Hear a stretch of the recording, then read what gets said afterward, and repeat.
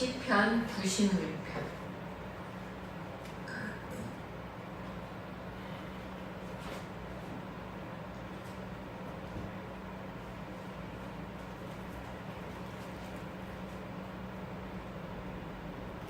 교독하겠습니다. 새 노래로 여호와께 노래하라. 온 땅이여 여호와께 노래할지어다. 여호와께 노래하여 그의 이름을 송축하며 그의 구원을 날마다 전파할지어다. 그의 영광을 백성들 가운데에 그의 기이한 행적을 만민 가운데에 선포할지어다. 만국의 모든 신은 우상들이지만 여호와께서는 하늘을 지으셨습니다. 존귀와 위엄이 그의 앞에 있으며 능력과 아름다움이 그의 성소에 있도다. 아름답고 거룩한 곳으로 여호와께 예배할지어다. 온 땅이여 그 앞에서 떨지어다. 하늘은 기뻐하고 땅은 즐거워하며 바다와 거기에 충만한 것이 외치고 각각 그 가운데 있는 모든 것은 즐거워할지로다. 그때의 숲의 모든 나무들이 여호와 앞에서 즐거이 노래하리로다. 아멘. 사도신경으로 신앙 고백하겠습니다. 전능하사 천지를 만드신 하나님 아버지를 내가 믿사오며 그 외아들 우리 주 예수 그리스도를 믿사오니 이는 성령으로 잉태하사 동정녀 마리아에게 나시고 본디오 빌라도에게 고난을 받으사 십자가에 못 박혀 죽으시고 장사한 지 사흘 만에 죽은 자 가운데서 다시 살아나시며 하늘에 오르사 전능하신 하나님 우편에 앉아 계시다가 저리로서 산자와 죽은 자를 심판하러 오시리라. 성령을 믿사오며 거룩한 공예와 성도가 서로 교통하는 것과 죄를 사하여 주시는 것과 몸이 다시 사는 것과 영원히 사는 것을 믿사옵나이다. 아멘. 다 같이 앉으셔서 361장으로 하나님 앞에 찬양합니다.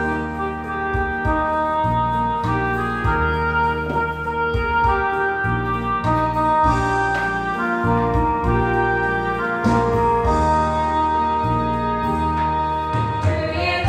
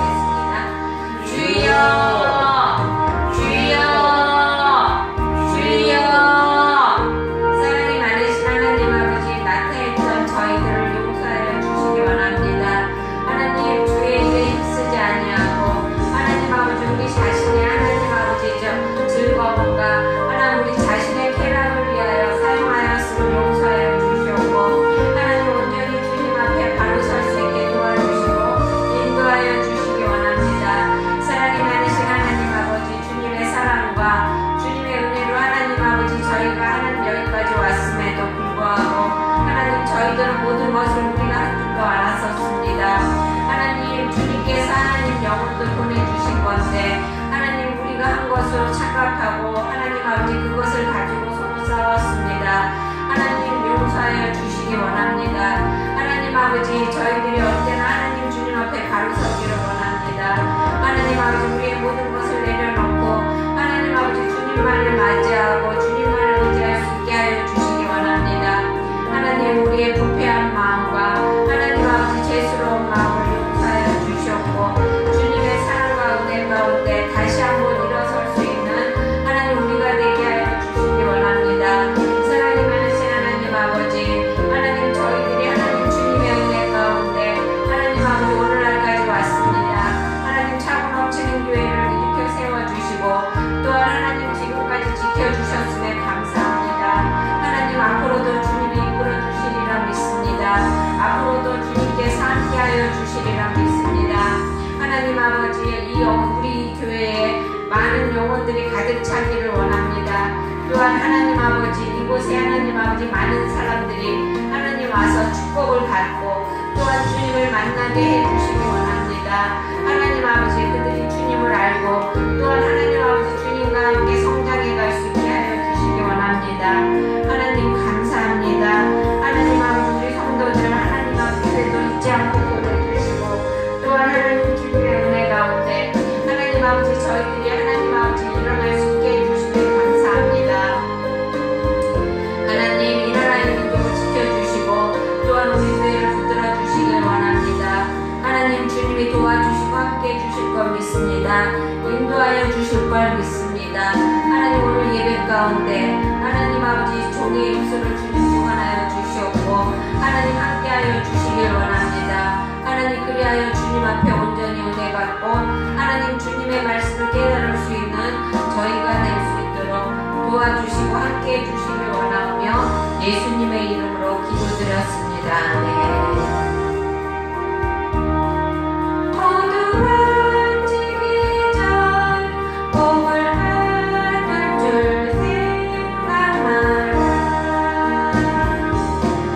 주의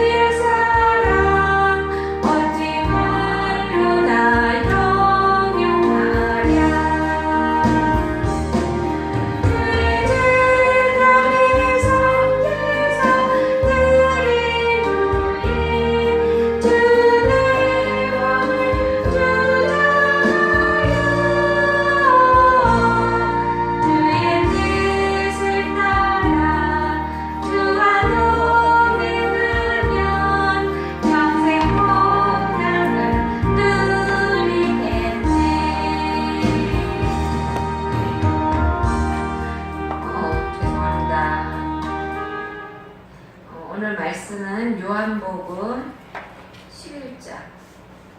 요한복음 11장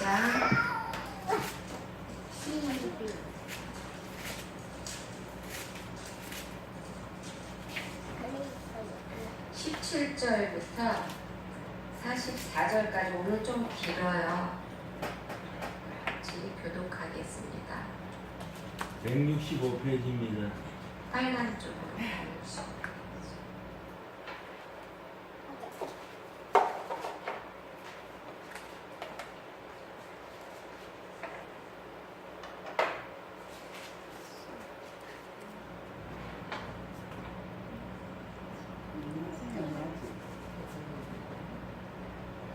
어, 17절부터 교독하겠습니다.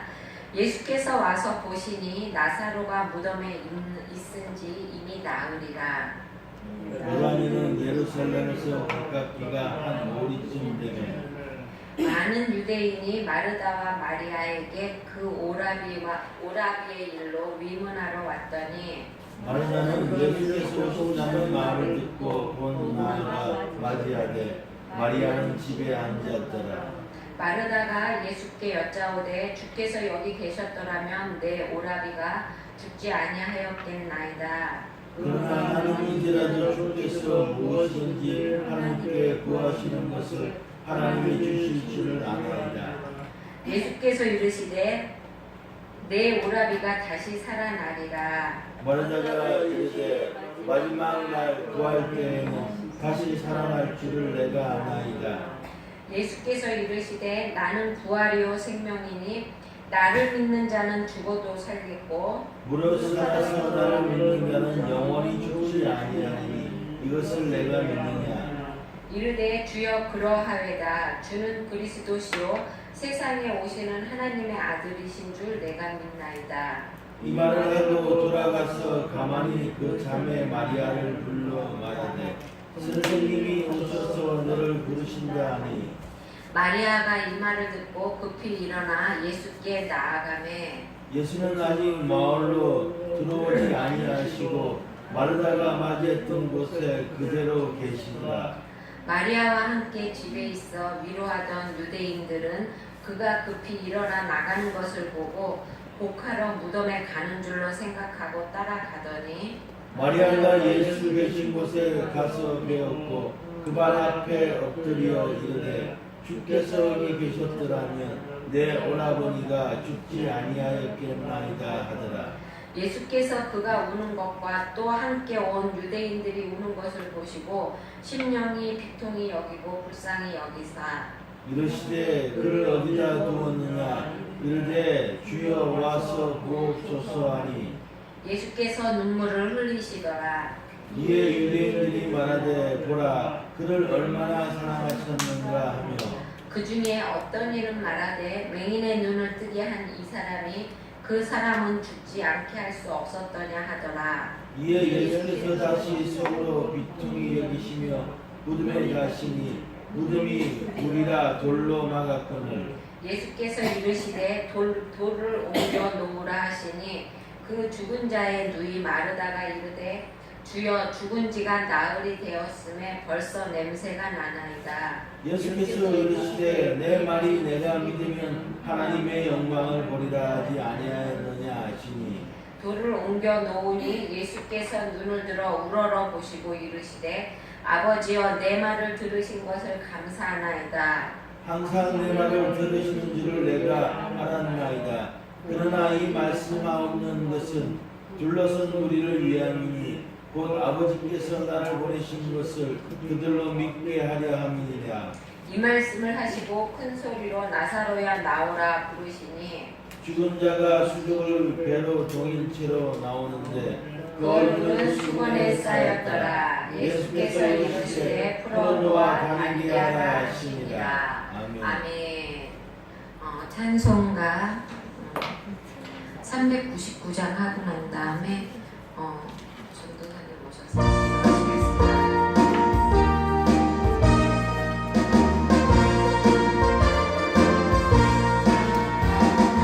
주의 약속하신 말씀 위에서 영원토록 주를 찬송하리라.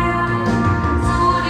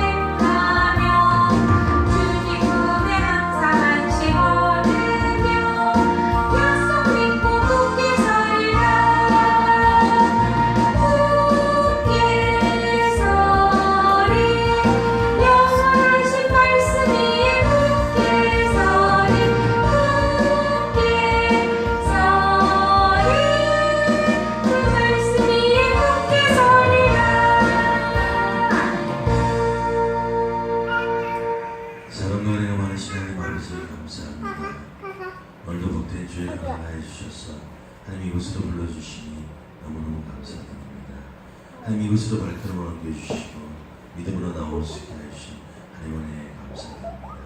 승리하신 우리 모든 성도님들 축복하여 주시고 하나님 내가 그 말씀 안에서 변화되고 정말 주님의 말씀을 따라 서로 사랑하고 낮아지고 겸손해지는 자들이 하여 주시옵소서. 항상 내 생각과 내 육의 생각이 나를 붙들고 있습니다. 그래서 나의 고집과 나의 아집을 내려놓지 못하고 항상 내 마음과 내 뜻대로 행하다 보니 주님과 멀어지고 점점 주님과 더 멀어지는 우리의 인생들입니다. 현실을 바라보고 내가 처한 모든 것들을 바라보고 나의 이익을 바라보면 주님께 나올 수 있는 시간이 조금도 허락지 않고 보이지 않습니다. 무익한 시간들 같은 이 예배의 시간들이 하나님께 온전히 드리는 축복의 시간이 된다는 것을 깨닫게 하여 주시고 우리들 또한 다시 한번 회개하고 반성하여서 이랬던 조심을 회복하고 한 영혼의 귀함을 깨닫고 하나님께서 주신 영혼들을 온전히 내가 은혜로 사랑으로 섬길 수 있는 우리가 되기 원합니다. 일주일간의 선교 기간 동안 지켜주시고 건강으로 붙잡아주신 하나님께 감사합니다. 모든 일정 잘 마치게 해주신 하나님의 은혜에 또한 감사드리며 그곳에서 배우고 느끼고 깨닫는 것들 정말로 한 영혼을 위하여 모든 것을 다 쏟아부는 그 선교사님들을 바라볼 때 내가 얼마나 나태하고 게으른 중이었다는 것을 깨닫습니다. 하나에서 이렇게까지 하나님의 은혜고 하나님의 영광을 위해 나가는 그들을 바라볼 때 과연 나는 무엇을 하였나 우리는 무엇을 하였나 많은 것을 회개하고 반성하고 들어왔습니다. 아버지 나태한 우리들 용서해 주시고 이 차가 넘치는 교회도 다시 한번 시행을 부어주시옵소서. 이 시간 말씀 전하는 목사님 영육간의 강건함 붙잡아 주시고 정말 말씀을 위해 생명과 목숨을 바쳐 애쓰고 노력하는 목사님 되게 하여 주시고 세상의 그 어떠한 일보다도 주님의 십자가가 우선이 되는 그런 목사님 되게 하여 주시고 오늘 전하는 그 말씀이 우리 삶을 변화시키고 우리가 정말로 주님의 자녀로 굳건히 서 나갈 수 있는 그런 말씀이 되게 하여 주시옵소서. 시간도 함께 하여 주시고 감사드리며 거룩하신 예수님 이름으로 기도드립니다.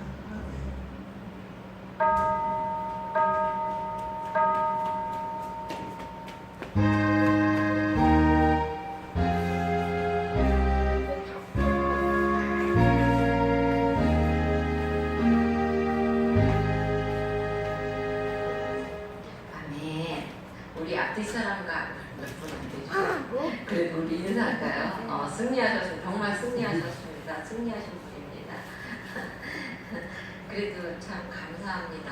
우리 하나님이 이렇게 보내주시고 정말로 알곡 같은 우리 성도님들 보내주시면 감사드리고 또한 한두 사람이 있는 곳에 함께 하신다 하셨으니까 저는 하나님이 이곳에서 함께 하시리라 믿습니다. 오늘은 베다니 마을의 기적이라는 말씀을 가지고 말씀을 나누려고 합니다. 우리 교회에도 다시 한번 기적이 일어나기를 바라고 다시 한번 부흥의 역사가 일어날 줄로 믿습니다. 오늘 본문은 예수께서 행하신 기적 중에 기적을 말씀하고 있는데요.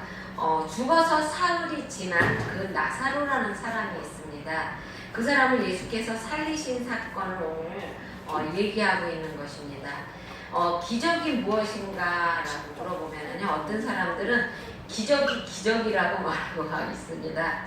그런데 국어사전에 보면은 자연의 법칙을 초월하여 사람의 생각이나 힘으로는 도저히 파악할 수 없는 불가사의한 현상, 그러니까 이것을 기적이라고 말하는데요. 불가사의한 놀라운 사건을 기적이라고 말하는 것입니다. 근데 여러분 기적을 믿습니까? 저는 분명히 그때 기적을 믿습니다.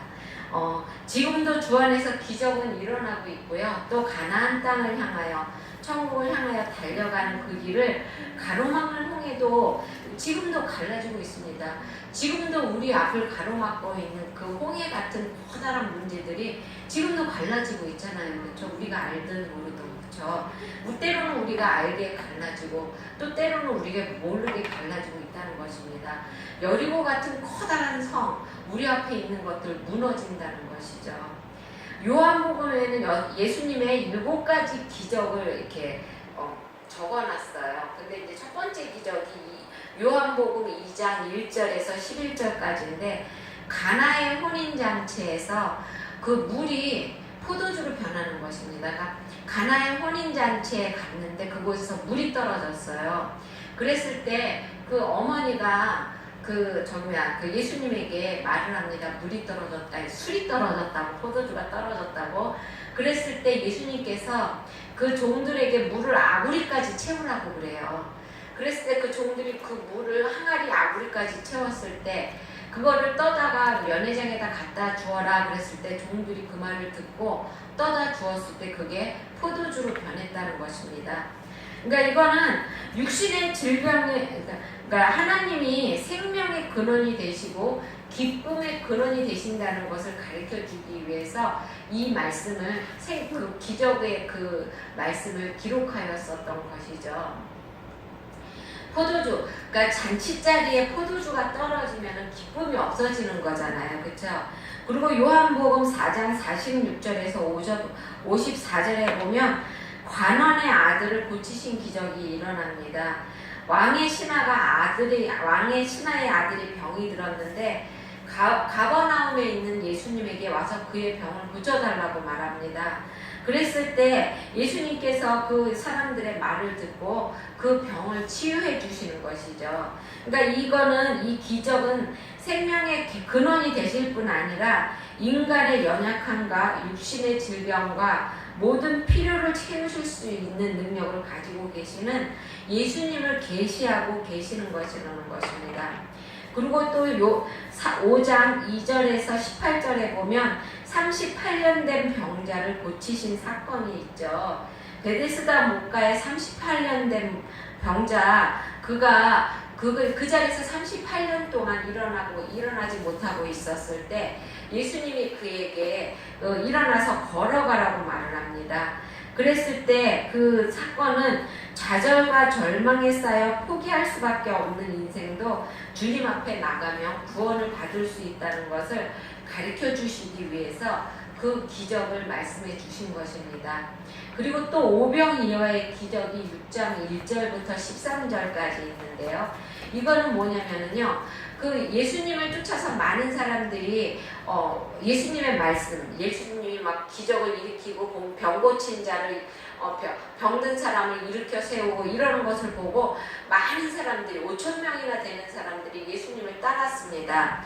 그랬을 때 그들이 먹을 것이 없었을 때 조그만 아이가 보리떡 5개와 그 다음에 물고기 2마리를 갖고 왔을 때 그거 가지고 5,000명을 먹이고선도 12바구니가 남았다는 것입니다. 이것은 우리가 육신의 떡만 먹고는 살 수가 없고 생명의 떡이신 예수 그리스도 없이는 우리가 살 수 없는 존재임을 계시해 주시는 것이라는 것이죠. 그리고 또 요한복음 6장 16절에서 21절에 보면 예수님이 무리를 걸어가시는 기적이 있습니다. 자연을 다스리는 그러한 권세가 이 기적을 통해서 예수님에게 있다는 것을 우리에게 가르쳐 주는 것입니다. 그리고 또 요한복음 9장 1절에서 12절에 보면 날 때부터 소경된 자를 치유하는 그러한 기적이 있습니다.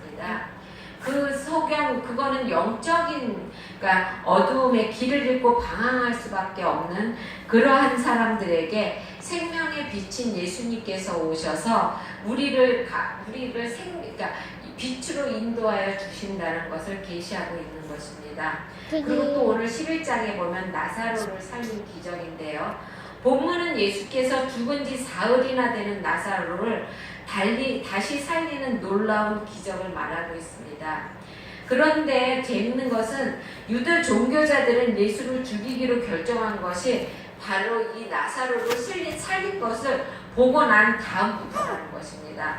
53절에 보면 이날부터 저희가 예수를 죽이려고 모의하니라 라고 말하고 있어요. 나사로를 살리신 사건은 예수님께서 십자가를 지시는 사건과 매우 깊은 관계가 있다는 것을 알아야 한다는 것입니다. 그러니까 예수님은 죽은 자를 살리시고 며칠 후에 스스로 죽는다는 것인가. 죽은 자를 살리시고 난 다음에 며칠 후에 스스로 죽게 된다는 것입니다. 나사로를 부활시킬 수 있는 능력이 있음에도 불구하고 십자가에 못 박혀 돌아가셨다는. 그러니까 자기가 다시 안 죽을 수도 있는데도 그 우리 때문에 십자가를 지셨다는 것을 말하는 것입니다. 그러면 예수님께서는 왜 베다니에 있는 나사로의 집에 주님이 자주 가셨나를 한번 보기로 하겠습니다. 거기에는요, 옥합을 깨트린 마리아가 있었다는 것입니다. 그 2절에 보면 이 마리아는 향유, 우리 2절 한번 같이 읽어볼까요? 11장 2절. 11장 2절. 11장 2절 보겠습니다. 같이 읽겠습니다. 시작. 이 마리아는 향유를 주께 붓고 머리털로 그의 발을 닦던 자요, 병든 나사로는 그의 오라리더라. 네. 이 마리아는요, 그 300데나리온이나 되는 그 옥합을 깨뜨렸어요. 그러니까 옥합이 뭐냐, 거기에다 향유를 모아놨던 것이에요. 300데나리온이라는 것은요, 이 사람들이 300일 동안 하루에 일한 푸삭이 한 데나리온이거든요. 그러니까 300일 동안 일해서 모아놓은 그것을 예수님 앞에 아낌없이 깨뜨렸다는 것입니다. 그러니까 그 300데나리온이 지금 돈으로 계산하면 한 1,500만 원 정도 되는 돈이거든요. 그랬을 때 그 1,500만 원이라는 돈을 예수 앞에 깨뜨려서 그 향을 예수님 앞에 부었을 때 그 가룟 유다가 뭐라고 그랬냐면, 야, 그거를 팔아서 가난한 사람에게 주지 그거를 왜 그렇게 낭비하느냐고 야단쳤습니다. 이같이 예수를 최고로 모시는 사람. 그런데도 마리아는 그 3,500이라는 그 돈이 예수님 앞에 들어간다는 것이 아깝지가 않았던 것이죠. 그러니까 예수님께서는 이렇게 예수님을 최고로 모시는 사람이 그 가정에 있으면 예수님은 그 가정을 그 한 사람을 보고 찾아가 주신다는 것입니다. 물질이 있는 곳에 마음이 있습니다. 그렇죠? 우리 물질 있는 곳에 마음이 있잖아요. 근데 또 반대로 말하면 마음이 있는 곳에 물질이 있다는 것입니다. 내 마음이 어디에가 있느냐에 따라서 물질을 그곳에 사용한다는 것입니다. 이 마리아는 예수님 앞에 마음이 있었기 때문에 그 300데나리온이나 되는 것을 예수님 앞에 다 쪼개어도 그것이 결코 아까운 것이 안 되었다는 것입니다.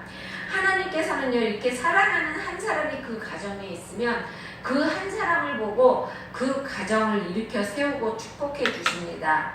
아브라함의 믿음을 보시고 그 가문 전체를 축복하셨고요. 또 보디발이 왜 축복을 받았습니까? 요셉 때문에 축복을 받았던 것이죠.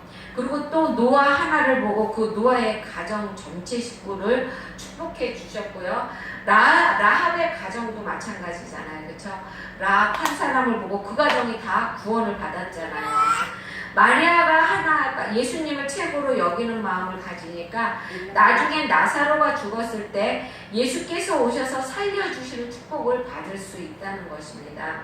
그리고 또 거기에는요, 순종하는 믿음을 가진 마르다가 있었습니다. 예루살렘에서는 예수님을 죽이려고 하는 바리새인과 서기관들이 있었습니다. 그런데 마리아의 집 베다니는 예루살렘 가까이에 있었다는 것입니다. 그런데도 예수님께서는 그 가정을 방문하셨다는 것입니다. 8절에 보면 랍비여, 방금도 유대인들이 돌로 치려 하였는데 또 그리로 가시려 하나이까, 이렇게 말하고 있어요. 예수님 것은요, 자기가 죽을 것을 가고 자기를 분명히 돌로 칠 유대인들이 거기 많이 있다는 것을 아시면서도 거기를 가셨다는 것입니다. 예수님은요, 예수님이 도착했을 때 나사로가 죽은 지 이미 사흘이 되었다는 것입니다. 여러분, 우리나라 지금도 우리나라도요, 사람이 죽으면 사흘만 되면 지금쯤은 썩잖아요. 그쵸? 근데 여기는 뭐냐면 열대지방이에요. 열대지방은 사흘이면은요, 시체가 이미 다 썩어서 냄새가 난다는 것이죠. 그러나 마리아는 예수님을 만나서 뭐라고 말했냐면 21절과 22절에 보면, 우리 21절과 22절 함께 읽어볼까요? 21절,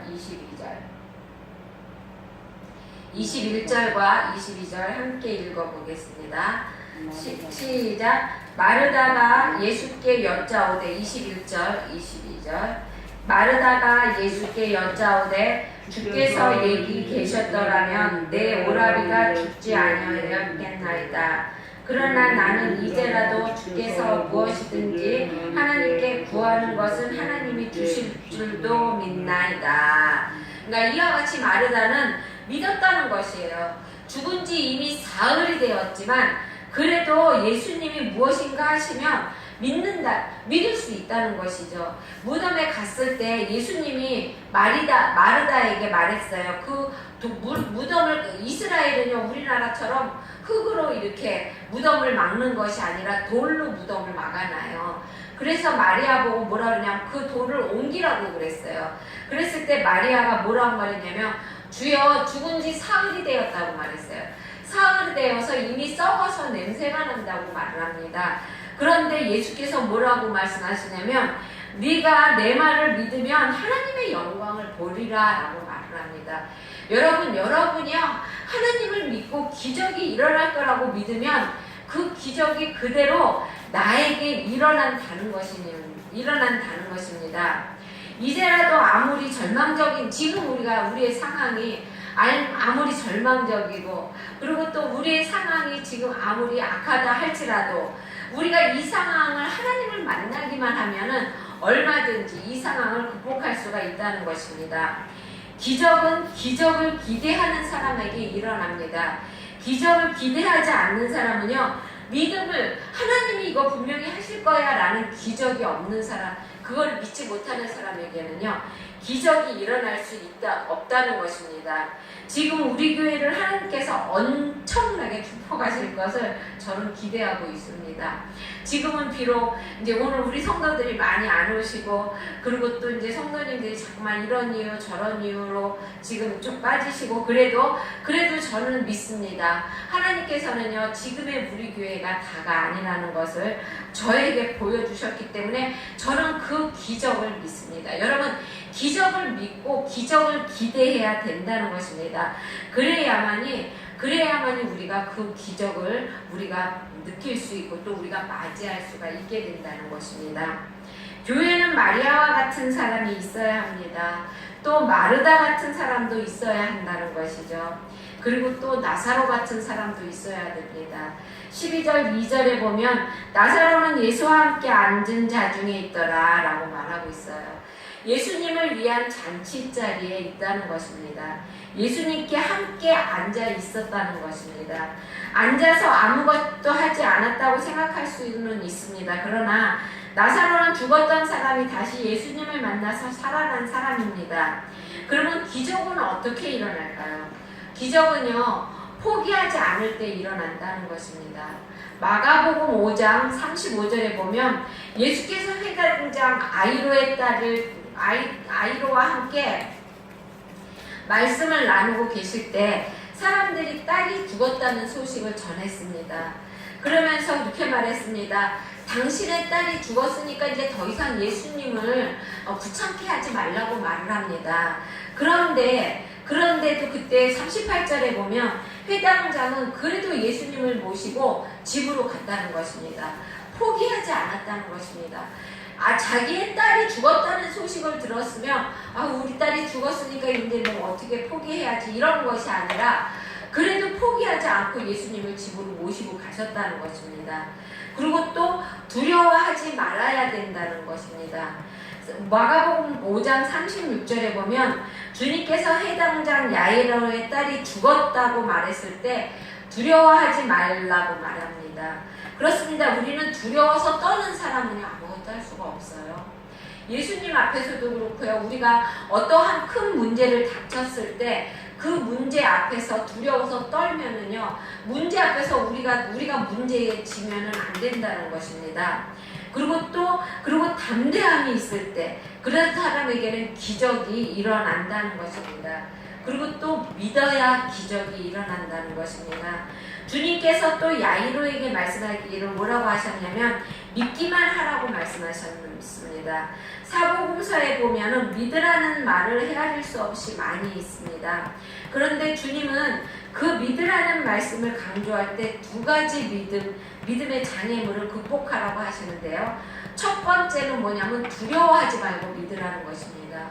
우리가 어떠한 문제에 복착했을 때 그 문제가 너무나 커서 그 문제 때문에 두려워하지 말라는 것입니다. 그리고 두 번째는 의심하지 말라는 것입니다. 의심하지 말고 믿으라는 것입니다. 이것을 과연 해줄 수 있을까? 하나님이 과연 이 문제를 해결하실까? 이렇게 믿음을 의심하지 말라는 것입니다. 두려움과 의심은 서로 상관관계가 있습니다. 두려워하면은 의심에 이르게 되죠. 그리고 또 의심이 생기게 되면 두려워지게 되는 것입니다. 그러므로 믿음의 장애물은 두려움과 의심이라는 것입니다. 주님은 제자들에게 수없이 말씀하십니다. 믿음이 적은 자들아 왜 두려워하느냐. 주님은요 지금도 우리에게 말씀하십니다. 믿음이 적은 자들아 왜 두려워하느냐. 무엇을 먹을까 무엇을 입을까 너희들 왜 걱정하고 왜 의심하느냐 하느님 말씀하고 계셔요. 그러니까 여러분 항상 그런 것 때문에 걱정하지 마시기 바랍니다. 그리고 또한 믿기 어려울 때 더욱 믿어라는 것입니다. 믿음은요 견디기 어려운 그 순간에 필요한 것입니다. 여러분 믿음은요 우리가 편안할 때 우리가 그리고 또 정말 안전하게 있을 때는 믿음이 별로 필요가 없어요. 하지만 정말로 우리가 견디기 어려운 상황이 오고 우리가 극복하기 힘든 상황이 왔을 때 위기가 왔을 때 그때 정말 필요한 것이 믿음이라는 것입니다. 여러분 그리고 또 믿음은 결정적으로 믿어야 한다는 것입니다. 우리가 대부분 그런 말 잘하죠. 정말? 진짜? 이런 말 잘하잖아요. 그쵸? 사람들은. 우리는요 정말로 믿어야 되는 것입니다. 진짜로 믿어야 되는 것입니다. 어떤 사람이 등산을 갔어요. 등산을 갔는데 등산을 가다가 잘못해서 바위에서 미끄러졌습니다. 미끄러졌는데 다행히 나무 하나를 탁 잡았어요. 나무 하나를 잡고서는 그는 이제 나무 하나를 잡고서는 나 이제 죽었다고 막 생각했습니다. 그래서 홀로는 도저히 어떻게 할 수가 없으니까 그는 기도를 했습니다. 고함을 질렀습니다. 누구 없어요? 살려주세요. 이렇게 고함을 질렀어요. 그때 음성이 들렸어요. 내가 여기 있다 이런 음성이 들린 거예요. 그러니까 그 사람이 당신은 누구세요? 이러고 물었어요. 그러니까 그 대답하는 음성이 나는 내가 믿는 하나님이다 이러고 말을 하는 거예요. 그러니까 하나님 저는 그러면서 네가 정말 나는 믿느냐라고 묻었어요. 그러니까 이 사람이 예수님 저는요 교회도 매주 나가고요 예수님 앞에 11조도 하고요 예수님 앞에 모든 거 헌신도 하고 봉사도 하고요 모든 거 다 했어요. 그러니까 예수님을 믿습니다 이렇게 말을 했어요. 그러니까 예수님이 하나님이 뭐라고 말했냐면은 그러면 너 나를 믿으면 그 손을 놔라 이렇게 말을 했어요. 그러니까 그 사람이 낭떠러지에 떨어져가지고 그 나뭇가지 하나를 집었잖아요. 그쵸? 잡고 있으면서 하나님께서 누가 없느냐고 그랬을 때 하나님이 대답했을 때 하나님이 뭐라고 하느냐 그러면 너 그 나뭇가지를 놓으라고 그랬어요. 그랬는데 뭐라고 그랬는지 알아요? 그럼 이 사람이 나뭇가지를 놨을까요? 안 놨을까요? 믿음이 있으면 자기가 믿음이 있으면 하나님이 어떻게 해서든지 살려줄 거라는 믿음이 있잖아요. 그쵸? 그런데 이 사람이 뭐라고 그랬냐면 거기에 아무도 없어요. 하나님 말고 다른 사람 없어요. 이러고 말하더랍니다. 그러니까 믿음은요 이런 위기 시기에 정말로 내가 나도 하나님이 나를 건져줄 수 있다는 그런 위기 시기에 우리의 믿음이 나오는 것이죠. 평상시에 물론 예배 잘 드리고 이런 것도 믿음이긴 해요. 그렇죠? 하지만 우리가 이렇게 믿음의 생활을 하다 보면 우리에게 정말로 어려울 때가 있습니다. 내가 정말로 극복하기 어려울 때 사업적으로 아니면 사람관계에서 아니면은 물질적인 걸로 아니면은 가정적으로 믿음 그 어려움이 왔을 때 그때 정말 우리가 얼마나 믿음으로 하나님을 믿고 하나님을 의지하느냐, 이것이 그때 나타난다는 것입니다. 그러니까 우리가 그러한 하나님의 기적을 체험하려고 그러면은요, 결정적일 때 그때에 우리가 우리의 믿음을 하나님 앞에 내보여야 된다는 것입니다. 그러면 하나님께서는 그러한 기적을 왜 보여주실까요? 우리에게 그 기적을 보여주시는 그 목적은 무엇일까요? 예수님께서는요, 나사로를 살리시는 그 광경을 보고 그 가족과 제자들 모두들이 예수님을 내가 하늘로부터 온 메시아라는 것을 믿어주기를 원하셨던 것입니다. 42절에 보면 항상 내 말을 들으시는 줄 내가 알았나이다. 그러니 이 말씀하옵는 것은 둘러선 무리를 위함이니 곧 아버지께서 나를 보내신 것을 저희에게 믿게 하려 함이니이다 라고 말하고 있어요. 제자들은 항상 예수님을 쫓아다녔지만요, 예수님이 메시아라고 믿지를 못했어요. 메시아라고 믿기보다는 그 유대 땅을 다시 일으켜 세우실 인간적인 왕, 육신적인 그 이스라엘의 다윗의 후손인 왕으로 오신 걸로 믿었다는 것이죠. 하지만 예수님은요, 자기가 메시아로 왔기 때문에 제자들도 사람들도 메시아로 믿기를 원했어요. 그래서 그들이 메시아로 믿게 하기 위해서 예수님은 우리에게 기적을 베풀어 주신다는 것입니다. 그리고 또 예수리 그 나사로 가닥에 많은 사람들이 예수님을 믿게 되었다는 것입니다. 예수님은요, 우리가 예수님을 믿게 하기 위해서, 그리고 또 예수님을 믿음을 떨어뜨리게 하지 않기 위해서 우리에게 그러한 기적을 베풀어 주신다는 것입니다. 근데 그 예수님의 그 기적을 보고 예수님을 믿는 사람들도 있지만 또 실족하는 사람들도 있다는 것입니다. 46절에 보면 그 중에 어떤 자는 바리새인들에게 가서 예수의 하신 일을 보아니라 라고 말하고 있어요. 또 53절에 보면 이날부터 저희가 예수를 죽이려고 모의하느니라 라고 말하고 있어요. 예수님의 부활 사건을 통해서 예수를 믿는 자가 있는가 하면은요, 오히려 심령이 더 각박하여져서 주님을 마음으로 영접하지 않고 마음을 굳게 닫는 사람도 있다는 것입니다. 그러면 예수님이요, 그 베드로가 죽었으면 마리아와 마르다가 베드로가 죽었을 때 사람들을 바로 보냈어요. 급히 보냈어요. 베드로가 죽었다고 바로 보냈습니다. 그랬을 때 예수님께서는요, 제자들하고 그곳에서 3일 동안 있으시다가 3일 만에 오셨어요. 왜 3일 만에 오셨을까요? 우리가 만약에 죽은 사람을 바로 살리게 되면 죽었으니까 바로 살릴 수도 있어, 이렇게 얘기할 수도 있어요. 그렇죠? 하지만 다 썩어서 냄새가 나고 살이 문드러진 그런 사람도 살릴 수 있다는 것을 예수님은 제자들에게 보여주시고 싶었던 것입니다. 그리고 또 내가 너희들 죽은 다음에 3일만, 예수님이 제자들에게 말씀하셨어요. 내가 너희에게 보여줄 것은 요나의 표적밖에는 가르쳐줄 것이 없다고 분명히 말했습니다. 요나의 표적이 뭐예요? 요나가 3일 동안 뱃속에 있다가 나온 것이잖아요. 그렇죠? 그러니까 3일 만에 죽으셨다, 3일 만에 살아나실 것을 예표하고 얘기하는데 제자들은 그거를 안 믿었던 것입니다. 그래서 제자들이 확실하게 믿게 하시기 위해서 예수님께서는 죽은 나사로가 죽었다는 소식을 듣고선도 일부러 빨리 그날로 가지 않고 3일 동안을 기다리셨다는 것입니다. 여러분, 베다니는요, 우리 동네입니다. 베다니 마을은요, 우리 마을일 수 있고 또 이 동네는 우리 집안일 수도 있다는 것입니다. 베다니의 좌절과 갈등과 절망은 문제가 되지 않는다는 것입니다. 주님이 찾아오시기만 하면 되거든요. 내가 지난주에도 말했지만 주님이 바라보시기만 하면, 주님이 그 사람에게 집중만 하면 그 사람은 이제 정말 끝이라는 것입니다.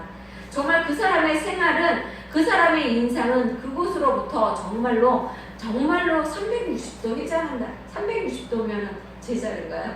180도 달라질 수가 있게 된다는 것입니다. 내 가정의 고통에 대하여 외면하지 않고요, 주님이 찾아오시도록 우리가 평소에 항상 가까이 주님을 해야 한다는 것이죠. 찾아오셨을 때 믿음의 말이 우리 입에서 빨리 튀어나올 수 있도록 우리가 항상 여러분 내가 예수님이 지금 나에게 옛날에 이런 말이 있어요. 어떤 수도승이 맨날 같이 기도를 했어요. 주님 예수님 나 좀 찾아와 주세요. 나 좀 찾아와 주셔서 내가 예수님을 볼 수 있게 해주세요. 이렇게 기도를 했어요. 그랬는데 이제 한참 몇 달을 기도하다가 어느 날 기도하는데 예수님이 그 아무개야 그리고 그 사람 이름을 불렀어요. 그러니까 누구세요? 그러니까 네가 항상 찾던 예수다 그랬더니 그 소리를 듣고 예수님이 진짜로 오셨냐고 그러더니 놀래갖고 기절해서 죽었답니다. 여러분 이게 왜 그런 거예요? 그 사람이 항상 믿음으로 기도를 했다고 말은 하지만 자기가 준비가 안 되어 있었던 것이에요. 우리도 항상 우리가 준비가 되어 있어야 돼요. 믿음의 말이 예수님이 솔로몬에게 예수님이 내가 너에게 무엇을 해주기를 원하느냐 물었을 때 솔로몬이 뭐라고 말했어요? 바로 얘기했어요. 지혜 주시기를 원합니다. 여러분 우리는요 이렇게 하나님이 우리에게 내가 너를 어떻게 해주기를 원하느냐 물으셨을 때 대답할 수 있는 믿음의 말이 있어야 된다는 것입니다. 우리의 믿음이 항상 우리 안에 있어야 된다는 것입니다. 내가 무엇을 하든지 내가 어떠한 고통을 당하거나 어떠한 일을 행하려고 할 때 하나님 앞에 기도하면 하나님이 이것을 반드시 이루어 주실 거라는 그러한 믿음을 가지고 해야지 그러한 믿음 없이 기도만 하게 되면은요 그 기도는 믿음 없는 기도가 되기 때문에 하나님 앞에 상달되지 않는다는 것입니다. 여러분에게 고통이 있습니까? 그 고통을 주님의 영광을 드러내는 도구로 삼으시기 바랍니다. 내 믿음을 한 단계 성숙시키는 기회로 삼으시기를 주의 이름으로 여러분 앞에 축원드립니다. 기도하겠습니다. 사랑해 주님 감사합니다. 하나님 저희들은 배웠습니다. 하나님 아버지 우리는 항상 위기 때에 주님 앞에 나아가지 못하고 위기 때는 도리어 더 바깥으로 나갑니다. 하나님 우리가 위기 때 더욱더 주님 앞에 나오고 그리고 또한 항상 주님이 어디선지 우리들을 바라보고 또한 우리를 위하여 기적을 베푸시는 분임을 믿을 수 있게 하여 주시기 원합니다. 의심하지 않게 하여 주시고 두려워하지 않게 하여 주시기 원합니다. 하나님 세상을 이기고 나를 이기며 하나님 아버지 정말로 주님의 나라를 위해서 힘쓰고 애쓸 수 있는 우리의 믿음이 되게 하여 주시기 원합니다. 주님께서 도와주실 걸 믿사오며 예수님의 이름으로 기도드렸습니다. 아멘.